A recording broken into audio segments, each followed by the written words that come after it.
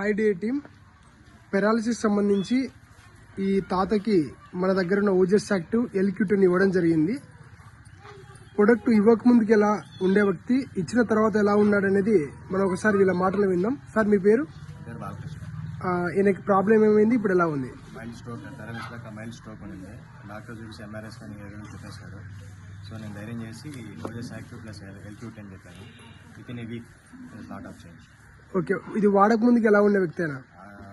అన్నం కలుపుకునేవాడు, ఎవరైనా హెల్ప్ తీసుకుని తినేవాడు, మంచం ఎవరైనా లేపు తెలిసేవాడు. అలాంటి ఇప్పుడు తన ఏం చేస్తున్నాడు, తనే తింటున్నాడు, నడుస్తున్నాడు. ఇది వాడక ముందు నడిచే వ్యక్తి కాదా? ఇది వాడినాక బాగా నడుస్తున్నాడా? ఎంత బాగుందా ఇప్పుడు? ఆరోగ్యం బాగుందా? ఒకసారి నడుచు.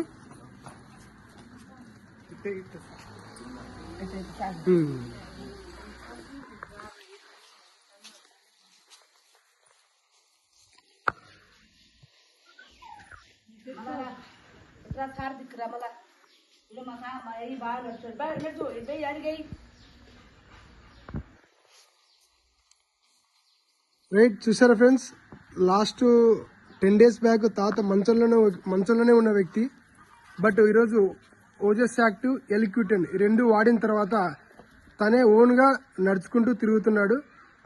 నిజంగా చెప్పాలంటే ఒక అద్భుతమైన రిజల్ట్ అని చెప్పొచ్చు. Thank you ఓల్సీ.